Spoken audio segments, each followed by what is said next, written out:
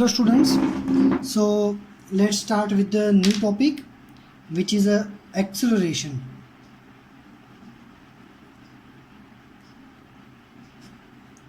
So what is acceleration? हमने velocity तो पढ़ी थी. We had seen velocity, average velocity, uniform velocity, non uniform velocity. Now see what happens if we have a change in velocity. Change in velocity. So always remember, when there is a change in velocity, it is known as a acceleration, which is denoted by A. Now change in velocity. Change in velocity means if your velocity is increasing, this is known as a change, and if your velocity is decreasing, this is also known as a change. So velocity can be increase or velocity can be decrease. So velocity increase हो रही है उसको भी change बोल सकते हैं, और velocity decrease हो रही है उसको भी चेंज इन वेलोसिटी बोलते हैं. And when there is a change in velocity we can say it is an accelerated motion. अब मान लो कि वेलोसिटी इंक्रीज हो रही है, इंक्रीज इन वेलोसिटी को बोलते हैं एक्सेलरेशन. जब वेलोसिटी डिक्रीज होती है तब उसको बोलते हैं retardation. Ready, both are eventually acceleration, but इसको बोलते हैं एक्सेलरेशन, इसको रिटार्डेशन बोलते हैं. So always remember what is acceleration. When there is a change in velocity तो उसको बोलते हैं एक्सेलरेशन. अब वेलोसिटी चेंज होनी, वेलोसिटी इंक्रीज होती है तो भी उसको चेंज बोलते हैं, वेलोसिटी डिक्रीज होती है तो भी उसको चेंज बोलते हैं. When velocity increases it is known as acceleration, जो जिसको बोलेंगे ए, बट पॉजिटिव साइन देंगे हम इसको. और रिटार्डेशन मतलब वेलोसिटी डिक्रीज हो रही है उसको भी बोलेंगे ए, बट साइन देंगे negative. Ready, now pay attention. Acceleration का यूनिट क्या होगा? उसका यूनिट होगा मीटर पर second square. Now we will define average velocity.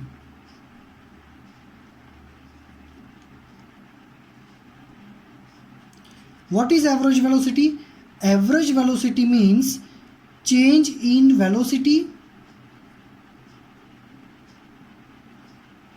divided by time period. Means final velocity minus initial velocity by final time minus initial time. ये हो गया आपका एवरेज वेलोसिटी का फॉर्मूला. मीन्स फॉर्मूला से ही हमें पता चल जाता है कि एवरेज वेलोसिटी जो है वो कोई पर्टिकुलर टाइम पीरियड के लिए यूज़ होती है. एवरेज वेलोसिटी किस लिए यूज़ होती है? कोई पर्टिकुलर टाइम के लिए यूज़ होती है. मान लो आपने 30 मिनट तक ट्रैवलिंग की है. सो अगर मैं फाइनल टाइम ले लूँ 25 मिनट और इनिशियल टाइम ले लूँ 10 मिनट, तो 10 से लेकर 25 मिनट तक ये पूरे एक टाइम इंटरवल की हमें एक्सेलरेशन मिलेगी. जब भी कभी एवरेज वर्ड यूज़ होता है it is use for a particular time period. एक टाइम के स्लॉट के लिए वो यूज़ होता है, कोई पर्टिकुलर टाइम के लिए वो यूज़ नहीं होता. Again, if we need to find acceleration for particular time, if we need to find acceleration for particular time, जिसको हम बोलते हैं instantaneous acceleration और simply acceleration.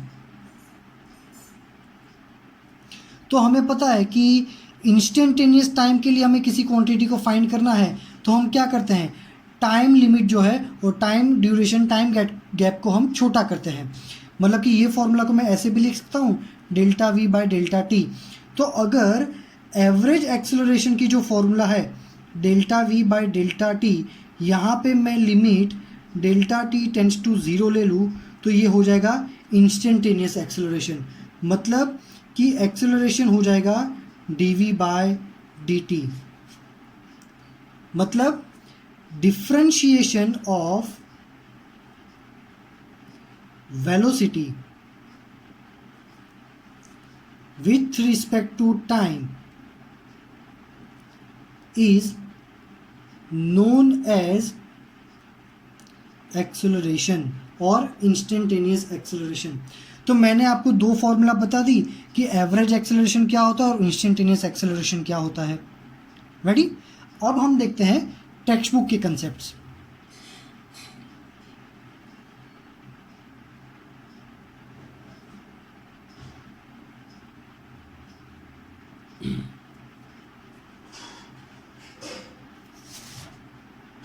नाउ सी, आपकी टेक्स्ट बुक में पेज नंबर 44 पे ये एक डायग्राम दिया हुआ था which is a velocity versus time.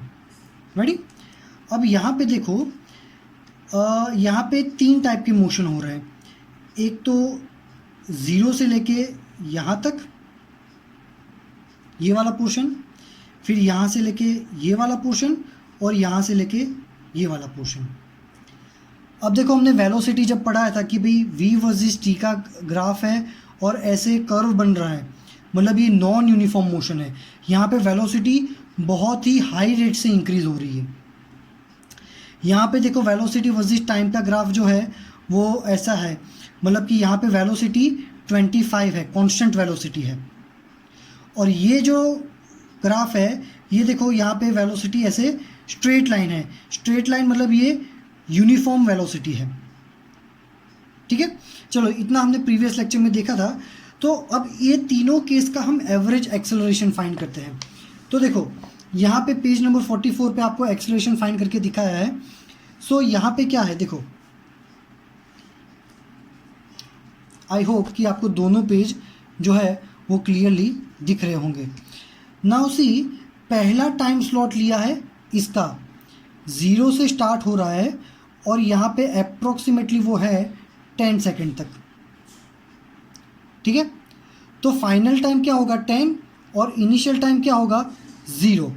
सो यहाँ पे फॉर्मूला है एवरेज एक्सेलरेशन, फाइनल टाइम है 10 और इनिशियल टाइम है 0। तो उसके अकॉर्डिंग फाइनल वेलोसिटी, क्योंकि एवरेज एक्सेलरेशन का फॉर्मूला अभी मैंने दिखाया था final velocity minus initial velocity. तो फाइनल वेलोसिटी क्या है, final velocity somewhere here is around 24। तो यहाँ पे वेलोसिटी लिखिए 24 और इनिशियल वेलोसिटी थी हमारी 0। तो इसको सॉल्व करने से आपको एक्सेलरेशन क्या मिला, 2.4 मीटर पर सेकेंड स्क्वायर। क्या एक्सेलरेशन मिला, 2.4 मीटर पर सेकेंड स्क्वायर। तो यहाँ पे जो आपको यूनिफॉर्म, यहाँ पे जो आपको एक्सेलरेशन मिला एक पर्टिकुलर टाइम स्लॉट का मिला, 0 से 10 का। रेडी? नाउ अब दूसरा स्लॉट देखो, सी दूसरा स्लॉट जो है वो यहाँ पे दूसरे स्लॉट के लिए इनिशियल टाइम हो जाएगा 10 और फाइनल टाइम जो है दूसरे स्लॉट के लिए वो यहाँ पे हो जाएगा somewhere 18। Ready?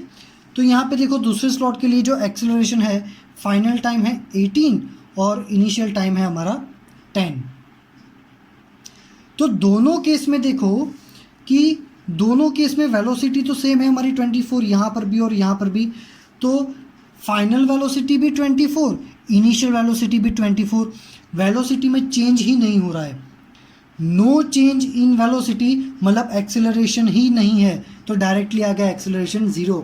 Always remember, acceleration क्या है, acceleration is a change in velocity. पर वेलोसिटी में चेंज ही नहीं होगा तो एक्सेलरेशन भी 0। अब देखो हमारा थर्ड केस के लिए हमारा इनिशियल टाइम है 18, फाइनल टाइम है 20। तो यहाँ पे देखो कि फाइनल टाइम डाल दिया 20, इनिशियल टाइम है 18। अब वेलोसिटी देखते हैं। तो इनिशियली हमारी वेलोसिटी कितनी थी 24 और फाइनल वेलोसिटी हमारी क्या हो गई 0। रेडी? तो देखो इनिशियल वेलोसिटी 24 थी, फाइनल वेलोसिटी 0 हो गई, मतलब वेलोसिटी 24 से 0 हो गई, मतलब वेलोसिटी डिक्रीज हो रही है। वेलोसिटी डिक्रीज मतलब रिटार्डेशन, है ना। वेलोसिटी डिक्रीज होती है उसको रिटार्डेशन बोलते हैं, और उसमें एक्सेलरेशन क्या होता है, नेगेटिव। तो यहाँ पे आपका आंसर आ जाएगा -12, नेगेटिव आ गया एक्सेलरेशन। वेरी क्लियरली आइडिया आ रहा है आपको। चलो, तो अब देखो यहाँ पे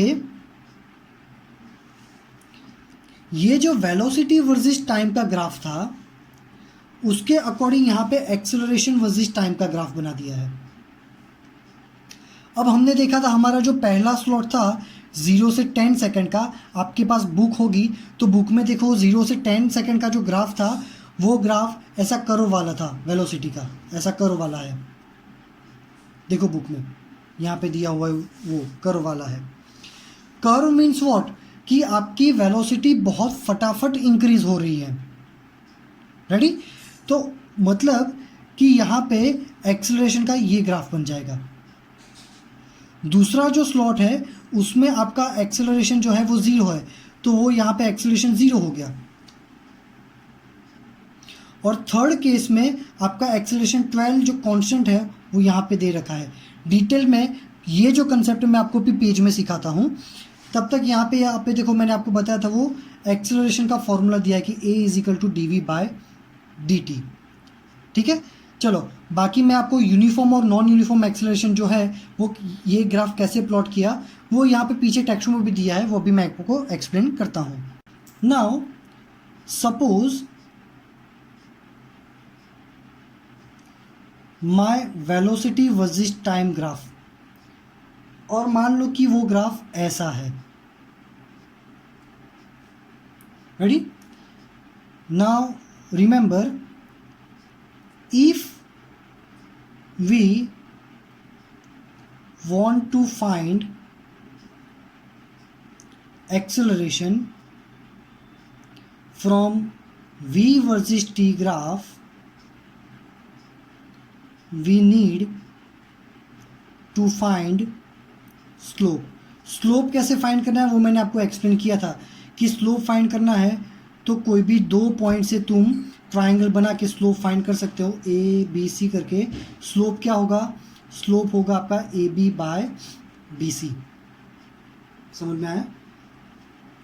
तो ऑलवेज रिमेंबर कि एग्जाम में अगर वेलोसिटी वर्सेस टाइम का ग्राफ दिया है और ऐसा बोला है कि फाइंड एक्सेलरेशन, तो आपको स्लोप फाइंड करना है।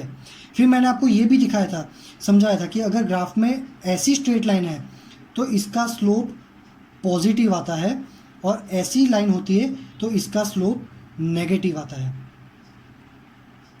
अगर ये v वर्सेस t का ग्राफ है और ऐसा स्लोप है तो स्लोप पॉजिटिव मतलब एक्सेलरेशन पॉजिटिव है, और ये v वर्सेस टाइम का ग्राफ है और ऐसा स्लोप है तो स्लोप नेगेटिव है, तो मतलब एक्सेलरेशन नेगेटिव है। रेडी, चलो, तो इसका मीनिंग क्या हुआ कि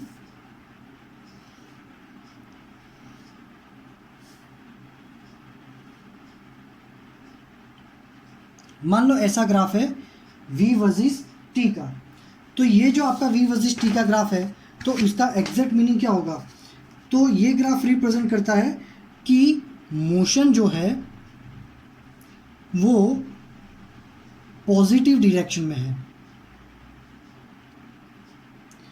और इसका एक्सेलरेशन कैसा है, पॉजिटिव। ये क्या रिप्रेजेंट करता है, मान लो कि आपका ग्राफ ऐसा है तो ये रिप्रेजेंट करता है कि मोशन अभी भी पॉजिटिव डायरेक्शन में ही है,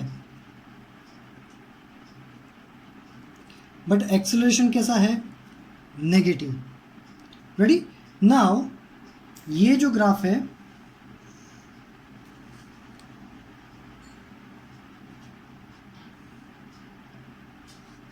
ऐसा, यहाँ पे नेगेटिव वेलोसिटी आती है, यहाँ पे पॉजिटिव वेलोसिटी है। अगर आपका ग्राफ नेगेटिव रीजन में है तो ये प्रेजेंट करता है कि मोशन नेगेटिव डायरेक्शन में है और ग्राफ ऐसा है, डाउनवर्ड जा रहा है, तो मतलब नेगेटिव स्लोप है, तो इसका एक्सेलरेशन कैसा हो जाएगा, नेगेटिव। और अगर आपका ग्राफ ऐसा है, पॉजिटिव वेलोसिटी में से नेगेटिव वेलोसिटी में जा रहा है, तो मतलब क्या होगा कि देखो ग्राफ तो ऐसे नीचे जा रहा है, मतलब slope negative, velocity versus time graph का स्लोप मतलब एक्सेलरेशन, तो इसमें एक्सेलरेशन नेगेटिव है, एक्सेलरेशन कैसा है, नेगेटिव। बट मोशन जो है, यहाँ पे मान लो टाइम है t1 और यहाँ पे टाइम है t2, तो 0 से t1 में पॉजिटिव डायरेक्शन में मोशन हो रहा है और 0 से t2 में नेगेटिव डायरेक्शन में मोशन हो रहा है। रेडी?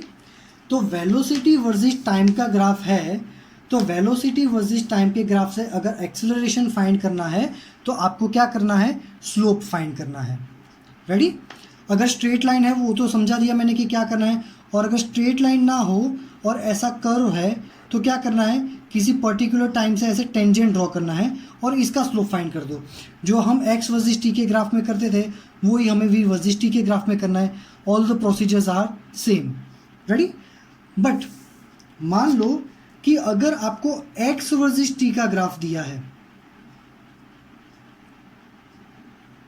आपको एक्स वर्सेस टी का ग्राफ दिया है और ऐसा बोल रहा है कि एक्सेलरेशन फाइंड करो, तो एक्स वर्सेस टी का ग्राफ है और एक्सेलरेशन फाइंड करने को बोला है, सो वी हैव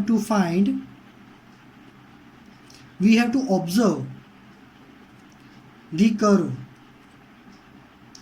अगर मान लो कि आपका कर्व ऐसा अपवर्ड जा रहा है, अगर कर्व अपवर्ड जा रहा है तो ये पॉजिटिव एक्सेलरेशन है, और अगर आपका कर्व ऐसे नीचे जा रहा है तो आपका एक्सेलरेशन नेगेटिव है। रेडी? और अगर x वर्सेस t का ग्राफ स्ट्रेट लाइन है तो आपका एक्सेलरेशन 0 है। रेडी? अभी देखो, अभी इतने सारे ग्राफ हमारे इकट्ठे हो गए, शायद अभी v वर्सेस t और ये सब x वर्सेस t, ये सारे ग्राफ को हम मर्ज करेंगे ना तो हमें कुछ भी समझ में नहीं आएगा कि क्या हो रहा है, कैसे हो रहा है। सो नेक्स्ट लेक्चर में मैं क्या करूँगा, सारे ग्राफ को मैं अगेन मर्ज करके सबको रिवाइज करवाऊँगा, है ना। बट तब तक ट्राई करो कि आप थोड़ा थोड़ा इसको पढ़ के थोड़ा थोड़ा समझ सको। देखो, x वर्सेस t के ग्राफ से हमें एक्सेलरेशन की वैल्यू कभी भी नहीं मिलेगी, सिर्फ ये पता चलेगा कि पॉजिटिव एक्सेलरेशन है या नेगेटिव एक्सेलरेशन है या जीरो एक्सेलरेशन है। एक्सेलरेशन की वैल्यू फाइंड करने के लिए हमें v वर्सेस t का ही ग्राफ चाहिए, और जिसमें हमें स्लोप फाइंड करेंगे, because in v versus t graph slope is a acceleration. Ready? So आज के लेक्चर में इतना ही रखेंगे। नेक्स्ट लेक्चर में मैं आपको सारे ग्राफ्स को अच्छे से एक्सप्लेन करके बताऊंगा कि क्या x वर्सेस t का ग्राफ है, क्या v वर्सेस t का ग्राफ है, कौन सा यूनिफॉर्म मोशन है, कौन सा नॉन यूनिफॉर्म मोशन है। इन शॉर्ट, हमने अब तक जितने भी लेक्चर्स लिए उन सब का रिवीजन होगा नेक्स्ट लेक्चर में। ठीक है? Thank you very much.